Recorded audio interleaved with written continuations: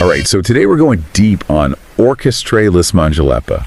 They're a Kenyan band. A Kenyan band. That's been making music. And they've been going strong for over 40 years. Yeah.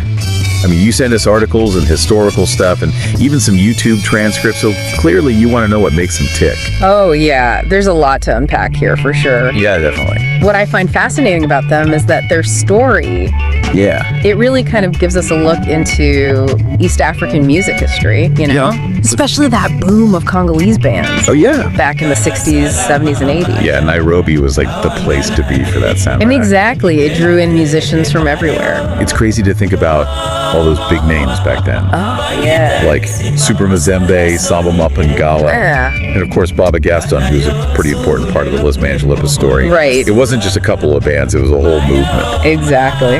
So that brings us to how Liz Mangelepa actually started. Okay. Our sources say July 1st, 1976. But it wasn't like a normal band starting out. Right. They came from a split within Baba Gaston's band, Baba National.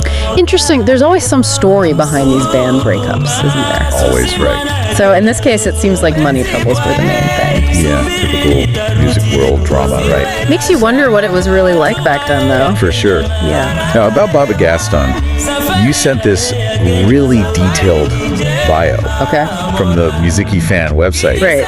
This guy was more than just a band leader. He was a total personality. Yeah, he was born in Congo, even toured Europe. A real pioneer for bringing Congolese music to Kenya. Definitely. You know what's interesting? What's that? He actually had to change his name Oh, really? because of Mobutu's decree. Huh. It reminds you of what the political climate was like back then and how it affected even music. It's kind of wild, right? Yeah. But even with that going on, Baba Gaston apparently played with over 700 musicians. Wow. That's insane. That's a lot of... The article said it caused a bunch of breakups, but I wonder if that experience was what led to his success, even indirectly, with Liz Mangelepa. Oh, that's a good point. It could have been like a training ground, Yeah. you know, where he learned to work with all kinds of different musicians. Right, like 700 different personalities. Exactly. So maybe those 700 musicians weren't just a number, they were part of shaping a sound. Absolutely. You start to see all these connections in music history. Totally. So let's shift gears to Liz Mangelepa themselves. Okay. We can start putting faces to the music. Yeah. This Daateku transcript actually gives us a whole list of band members. Oh, cool. Their nicknames, the instruments they played. It's like a musical puzzle. I like that. Yeah, I love this part. It gets personal. Yeah. We're talking Wami Walamona, the band leader, Okay. nicknamed Le Capitan, That sounds legendary. right? Yeah. And then Ivani Kabila Kabanze, the lead singer, who was with Baba Gaston way back. Oh, wow. So a direct connection to the past. Totally. And what's cool is that the list even has musicians who joined later on. Oh, so you can see how the band changed over time. Exactly. It wasn't just one group. It was constantly evolving. And that probably has something to do with why they're still performing today. Yeah. I mean, over 40 years of making music that's not just surviving, that's thriving. Think about this. They just toured Europe for the first time in 2016. Wow. Imagine taking your music to a whole new continent after all that time. That's incredible. And they played at Band on the Wall in Manchester. Yeah. That was a big moment for them. So we've got this amazing story, these fascinating people, but what about the music itself? Right. The Daateku transcript describes 4 of their big songs, Okay. and they all seem to have their own vibe. Before we get into those, though, Yeah. I think it's worth talking about what Lingala music really is. Oh yeah, for people who might not know. Yeah. So what would you say are the main parts of it? Well, Lingala is this awesome mix of Congolese rumba, Okay. you know, think those mesmerizing guitars and catchy melodies. Yeah. And it's got influences from all over, from Cuba to Kenyan rhythms. It's super energetic, full of intricate arrangements, and often has these passionate vocals in Lingala, Oh, cool. which is a language spoken across a lot of Central Africa. So it's this powerful blend of African and Latin sounds, Yeah. which probably explains why it was so huge across East Africa. It was modern, danceable, and it spoke to a shared cultural experience. Exactly. So Liz Mangelepa were working with this already vibrant bass, Right.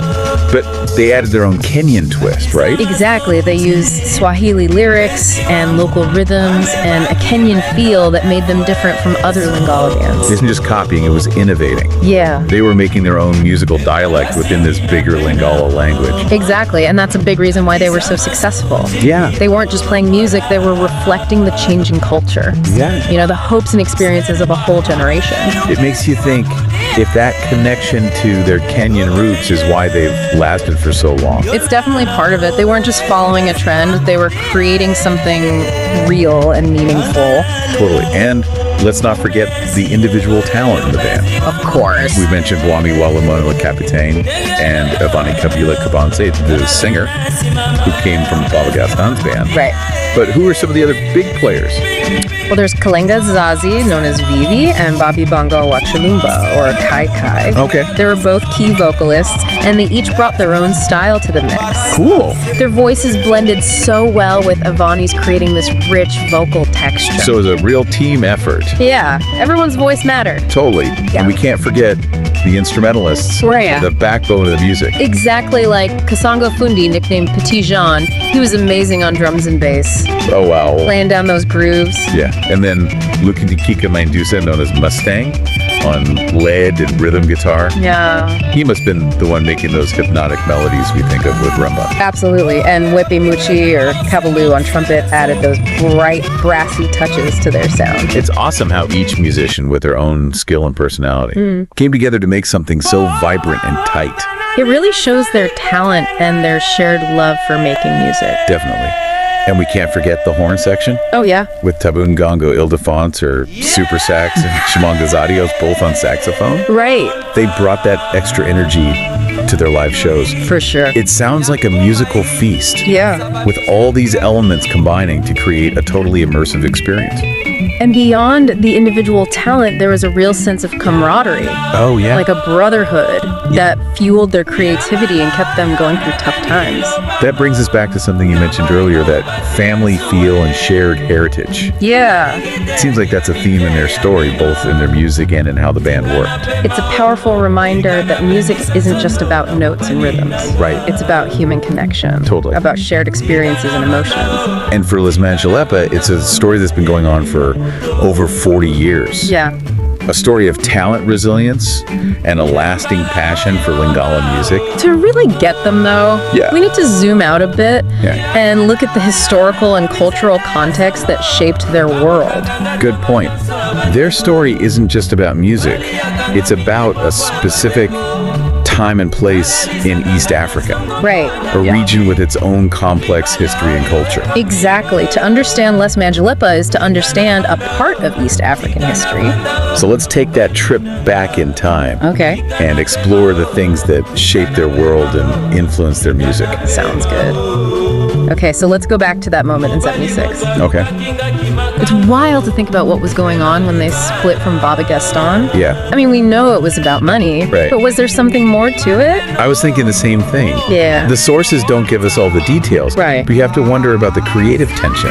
Oh, yeah. Like maybe they had different ideas for the music. Right. Personalities clashed. Like every big band has that story. Yeah. That moment where things change and it pushes them forward. Yeah, like a key ingredient in their success. Exactly. But it wasn't just what was happening inside the band. Right. They were also coming onto the scene in Kenya at a very specific time. So what was it like for Lingala music back then?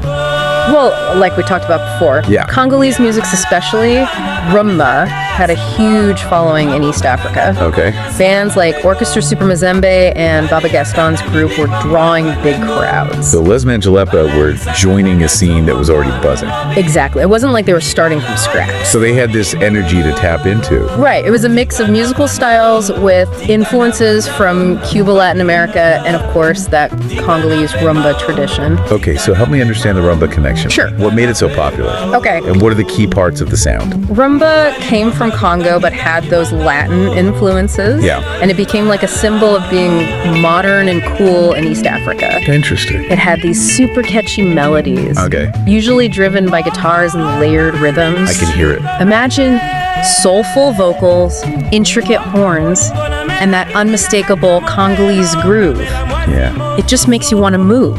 Ah, so it wasn't just music, it was a cultural thing. Totally. It represented this fusion of African and Latin elements. Okay. And that resonated with people across East Africa. It was fresh, it was exciting, and it spoke to a shared experience. So Les Mangelepa were building on this already strong foundation. Right. But they added their own Kenyan twist. Exactly. They incorporated Swahili lyrics and local rhythms and a Kenyan feeling that set them apart from other Lingala bands. So it wasn't just imitation, it was innovation. Yeah, they were creating their own musical language within that bigger Lingala world. And that was key to their success. Absolutely. They weren't just playing music, they were reflecting the changing society. Yeah. The dreams and realities of a whole generation. It makes you wonder if that connection to their Kenyan roots is why they've lasted so long. It's definitely a factor they weren't just following a trend, they were creating something real and meaningful. Totally. And let's not forget the talent in the band. Of course. We've talked about Bwami Wela Monole Kapitan Right? and the singer Ivani Kabila Kabanze, who came from Baba Gaston's band. Right. What about the other key players? Well, there's Kalenga Nzazi, known as Vivi, Okay, and Bobby Bongo Wachulumba, or Kai Kai. got it. They were both crucial vocalists and added their own unique flavors to the mix. Cool. Their voices worked so well with Ivani's, Yeah. creating this rich vocal texture. So it was a real group effort, Absolutely. Each voice mattered. for sure. And then there's the instrumentalist. Yeah, the backbone of music. Like Kasongo Fundy, nicknamed Petit Jean. Yeah, he was a master on drums and bass, Wow. laying down those infectious grooves. And then there's Lukankika Maindusa, known as Mustang, on lead and rhythm guitar. Oh yeah, he must have been the one creating those hypnotic melodies. Totally. And Wepe Muchi or Kavalu on trumpet, adding those bright brassy sounds. Exactly. It's incredible how each musician with their own skills and personality Right. came together to create something so vibrant and cohesive. It speaks to their collective talent and passion for making music. Definitely. And we can't leave out the horn section. Oh yeah, with Tabunumbango Ildefons, known as Super Sax, and Shimanga Zadios, both on saxophone. Right. They brought so much energy to their live shows. It sounds like an amazing musical experience. Yeah. With all these different pieces creating this immersive experience. And beyond the individual talent, there was this clear sense of camaraderie, like Yeah. a brotherhood Yeah. that fueled their creativity and helped them get through the hard times. That brings us back to something you said earlier. Yeah. That feeling of family and shared heritage. Right, Seems like that's a recurring theme in their story, it's true. both in the music and how the band itself operated. It's a reminder that music isn't just about notes and rhythms. Right. It's about human connection. Totally. About shared experiences and emotions. In Lis Mangelepa's case, it's a story that has unfolded over 4 decades. The story of talent, resilience, and a lasting passion for Lingala music. But to really understand their impact, Yeah. you need to step back Okay, and look at the historical and cultural context. good point. Their story is more than just music. Right. It's about a specific time and place in East Africa, Exactly. a region with its own complex history and culture. To understand Lis Mangelepa is to understand a part of East African history. So let's go back in time Okay. and explore the forces that shape their world and their music. So we're talking East Africa in like the mid-1900s. Yeah. Huge changes happening, new countries figuring things out. Right.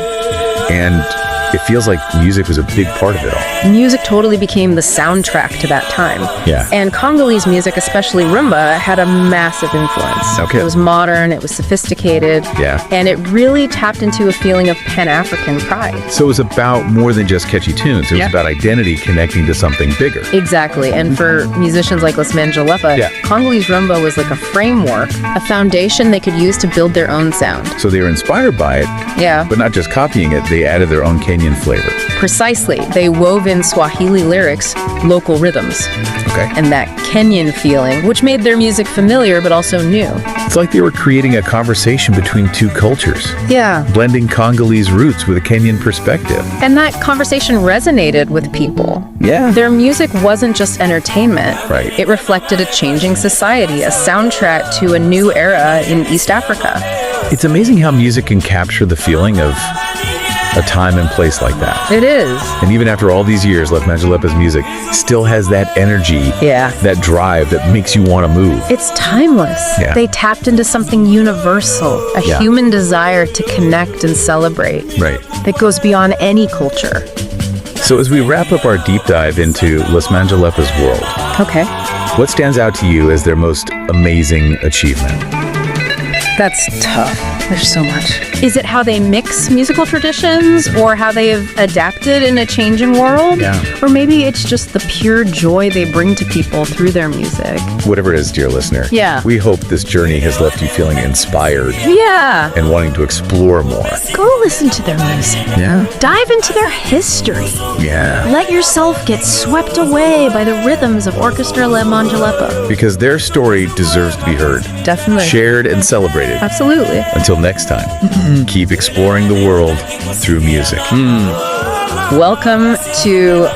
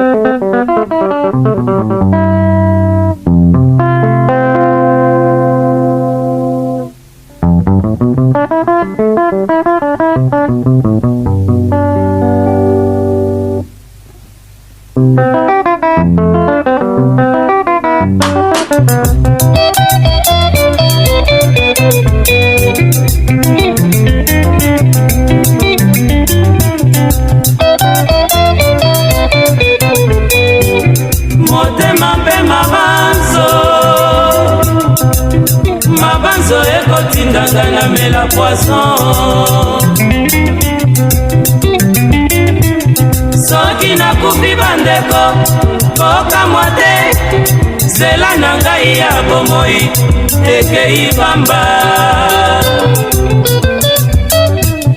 motema motomoto mabala ya bomwana eleki makambo pampasi nakomona nalembi kobondela motema mpe mabanzo nameka kopesa mokongo namemi ngambo mabala ya bomwana eleki makambo motema mpe mabanzo mabanzo ekotindanga na mela poisson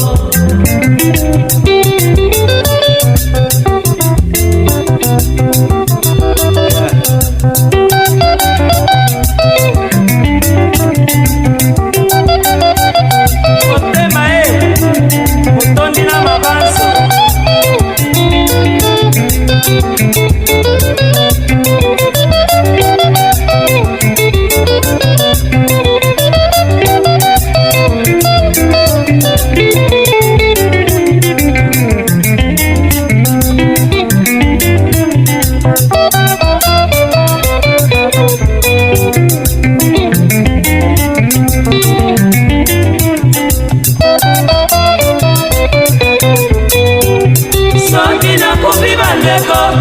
kokamwa te zela na ngai ya bomoi ekei pamba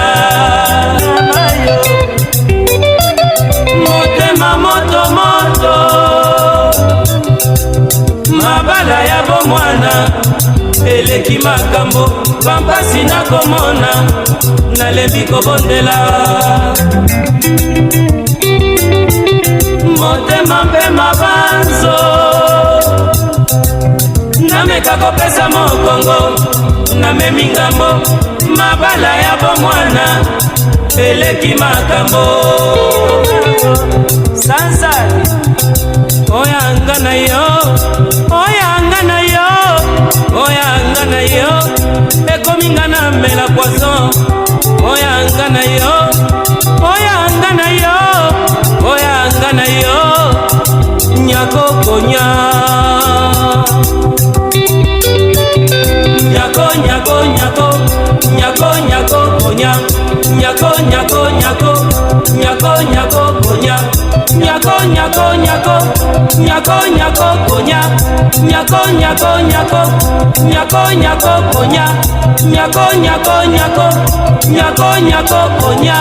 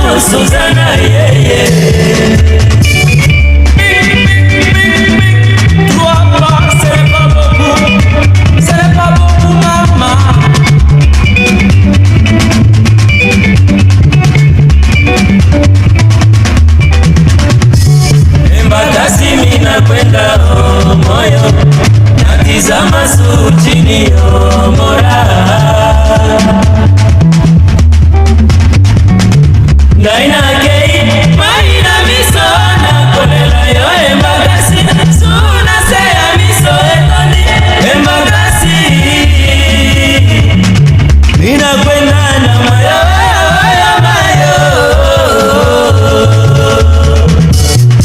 natizama juu chini, mpenzi wangu amebaki pendo pevu Yesu.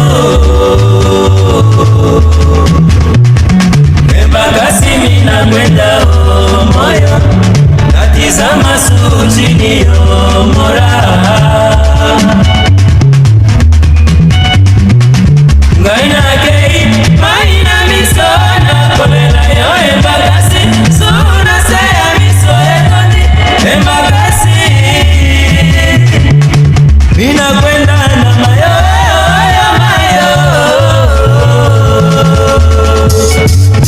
natizama juu chini, mpenzi wangu amebaki pendo pevu Yesu. Embakasi mina kwenda moyo, natizama juu chini mora